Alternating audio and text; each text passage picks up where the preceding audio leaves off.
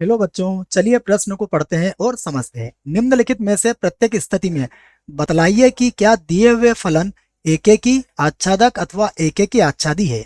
अपने उत्तर का औचित्य भी दीजिए। और हमने फलन दिया है एफ एक्स बराबर 1 + x⁴ और जो फलन कहाँ से परिभाषित है, एफ आर से आर में परिभाषित है। ठीक है बच्चों, तो इस फलन में हमें एकेकी और आच्छादक की जांच करना है। तो सर्वप्रथम हम क्या लिखेंगे, मुख्य अवधारणा। इस प्रश्न के लिए हमारी मुख्य अवधारणा क्या होगी, देखिए। तो मुख्य अवधारणा में हम क्या करेंगे बच्चों, मुख्य अवधारणा में हम लोग बात करेंगे एकेकी और आच्छादक की। फलन एकेकी कब होता है और फलन आच्छादक कब होता है। ठीक है, तो मैं सबसे पहले आपके सामने लिख देता हूं कि एकेकी अगर हमें फलन को चेक करना है तो हमें क्या करना पड़ेगा। एकेकी के लिए हम लोग करते हैं एफ ऑफ x1 बराबर एफ ऑफ x2, और इन दोनों के बराबर होने पर क्या बराबर होना चाहिए, x1 बराबर x2 होना चाहिए। ठीक है, दूसरा देखो, अगर हमें आच्छादक चेक करना है कि फलन आच्छादक है या नहीं है। ठीक है, तो आच्छादी के लिए हम लोग क्या करते हैं कि फलन का जो परिसर होता है वो किसके बराबर होना चाहिए, सह प्रांत के बराबर होना चाहिए। तो परिसर किसके बराबर होगा, सह प्रांत के बराबर होगा। ठीक है बच्चों, तो क्या हो जाएगा, फलन हमारा आच्छादी हो जाएगा। ठीक है, अब हम देखते हैं कि हमें फलन किस रूप में दिया है। तो देखो, हमें दिया है एफ एक्स बराबर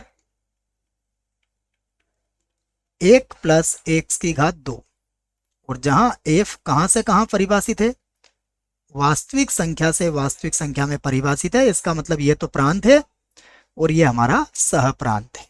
ठीक है, तो हम क्या करेंगे बच्चों, सबसे पहले इसके एकेकी की जांच करते हैं कि फलन एकेकी है या नहीं है। ठीक है, तो एकेकी की हम जांच कर लेते हैं। देखो, तो एकेकी की जांच करने के लिए हमने सूत्र लिख रखा है एफ ऑफ x1 बराबर एफ ऑफ x2, ये होना चाहिए। तो यहाँ देखो आप, अगर आपने x का मान बच्चों कितना रखा, थोड़ी देर के लिए मान लो 1 रखा, तो देखो f1 किसके बराबर आ जाएगा, 1 + 1 का वर्ग 1 होता है, मतलब कितना हो जाएगा, 2। अब आप क्या करो, x का मान -1 रखो, तो f-1 किसके बराबर होगा, 1 + 1 बराबर 2 के बराबर होगा। ठीक है, दोनों ही स्थिति में फलन का मान कितना आ रहा है बच्चों, दोनों ही स्थिति में फलन का मान 2 आ रहा है। तो हम यहां पर कह सकते हैं कि यहां f1 किसके बराबर है, f-1 के बराबर है। ये दोनों बराबर है, देखो आप, इसका मान भी 2 है, इसका मान भी 2 है। परंतु क्या आप ऐसा कह सकते हो कि 1 बराबर है -1 के, नहीं कह सकते हो। जबकि सूत्र क्या है हमारा, एफ ऑफ x1 बराबर एफ ऑफ x2 तभी होता है जब x1 बराबर x2 होता है। लेकिन यहाँ पर देखो, ये दोनों बराबर है परंतु ये दोनों बराबर नहीं है। तो हम कह सकते हैं कि अतः जो f है वो एकेकी नहीं है, लिख सकते हैं हम। तो फलन हमारा f क्या है, एकेकी नहीं है। ठीक है बच्चों, एकेकी नहीं है, ये लिख लिया हमने। अब हम फलन की जांच करेंगे आच्छादक की। ठीक है, तो अब हम जांच करते हैं कि फलन हमारा आच्छादक है या नहीं है। तो आच्छादक की जांच, ठीक है बच्चों, आच्छादक की जांच के लिए हम लोग क्या करेंगे, फलन का परिसर निकालेंगे। ठीक है, तो देखो हमें फलन किस रूप में दिया हुआ है वो देख लेते हैं हम।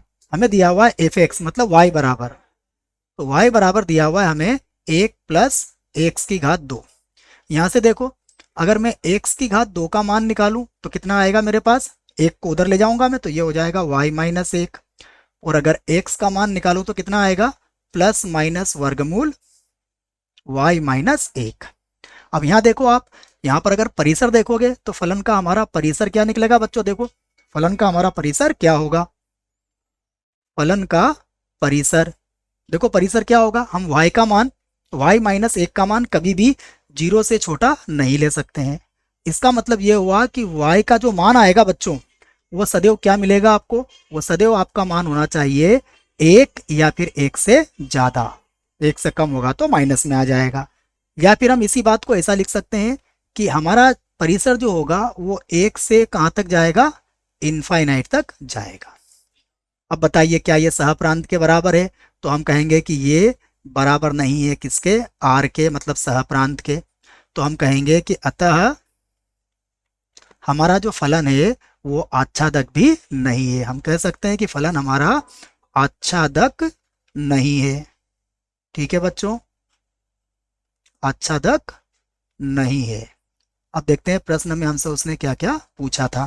तो देखो, सबसे पहले हमें बताना था कि फलन एक एक ही है या नहीं है। तो फलन हमारा एक एक ही नहीं है, आच्छादक भी नहीं है, और जब दोनों नहीं है तो फलन हमारा एक एक ही आच्छादी भी नहीं होगा। आशा करता हूँ आपको इस प्रश्न का उत्तर समझ में आया होगा। धन्यवाद।